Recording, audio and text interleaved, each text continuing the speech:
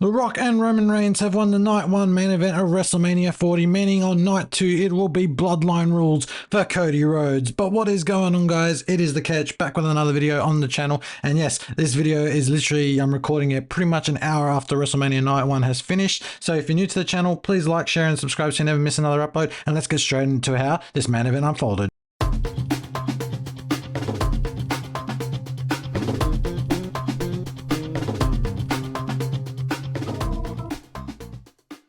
So the main event of WrestleMania Night 1, as I said, was fantastic. And yes, the Bloodline did win that match. The Rock and Roman Reigns beat Cody Rhodes and Seth Rollins, meaning for Cody Rhodes and Roman Reigns' match on Night 2, it will be Bloodline rules, which throws up a whole different meaning of things to happen in the main event on Night 2. Anyone and any person probably will get involved. Weapons are legal, no DQs, no countouts. This is going to go to either one person gets pinned or submitted.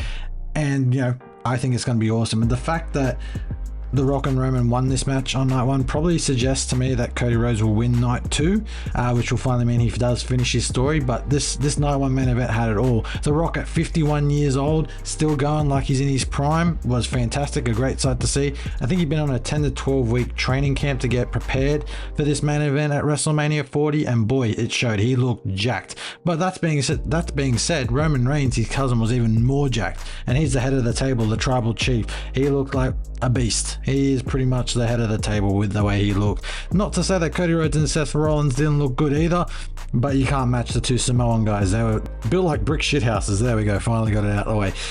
But yeah, I think, you know, that main event was insane. I think my favorite part of it was The Rock effectively telling the referee to sort of, if you count, you're fired, effectively, you know, embracing his final boss persona. And I think he also mentioned, he goes, if you do anything, fuck that, I'm not having that.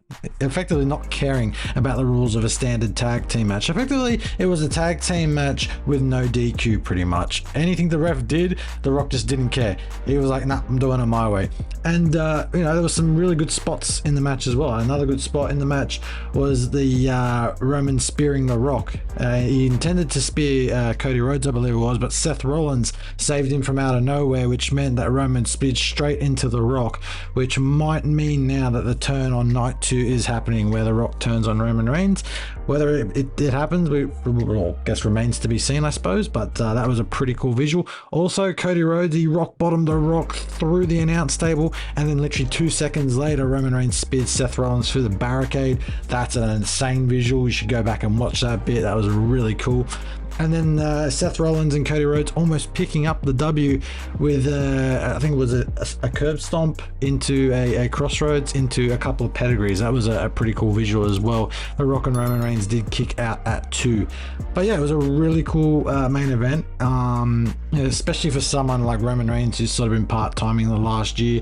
The fact that he keeps up in that shape and he's still got that ring ability is amazing. Going up against two guys who pretty much do it week in, week out in Cody Rhodes and Seth Rollins is a testament to their longevity in the ring, but also their experience. And as I said earlier, The Rock, you know, being 51 years old, not losing a step is also a testament to that. And also I think testament to Triple H and the story he is trying to show here at WrestleMania 40. It was great to see. While Night 1's main event did serve up a classic, there was a massive surprise on the card. If you haven't watched it already, I'm sure you will, but well, spoilers included if you haven't watched it yet, so I'll give you a couple seconds.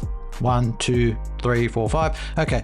Gunther, the reigning Intercontinental Champion going into WrestleMania, has been dethroned by Sami Zayn. That plucky underdog gets his WrestleMania moment on the grandest stage of them all, defeating the 667-day reign of the Ring General Gunther in a stellar match, which included a rare brain buster from Sami Zayn, which finally opened up the match for him to finish it with a couple of haluva kicks to Gunther, reminiscent of how he finished Jey Uso off in last year's main event. But this was another phenomenal match on the card, and Sami Zayn does deserve it. All the work he's been doing in the lead up, the work with Chad Gable behind the scenes, the vignettes that WWE have been producing, and the fact that Sami Zayn has been trusted with such a spot to take away Gunther's reign means one of two things. It probably means that Sami Zayn now is probably going to hold that for a while, might drop it to Chad Gable or Bronson Reed coming up soon.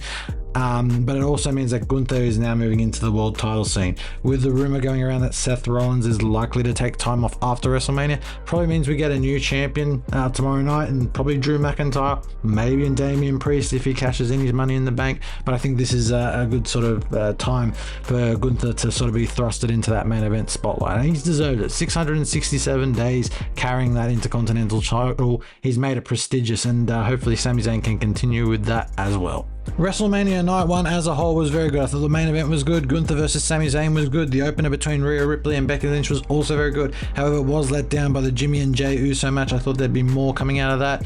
And the LWO versus Legado del Fantasma match I thought would be more interesting. Travis Kelce did show up to interfere in the finish of that match, and also I kind of expected the Jade Cargill, Naomi and Bianca Belair versus Damage Control match to be a lot better than it was. I mean, it was still good, but I expected more from it, but that's just me. But I think night 2 will be amazing. I think given the matches on the card, I can't wait to see what happens. Anyway guys, that has been the end of this video. I hope you have enjoyed. Please do remember to like, share and subscribe, as it really helps the channel grow, and I'll see you with another video very soon. Have a good one guys. See ya. Bye.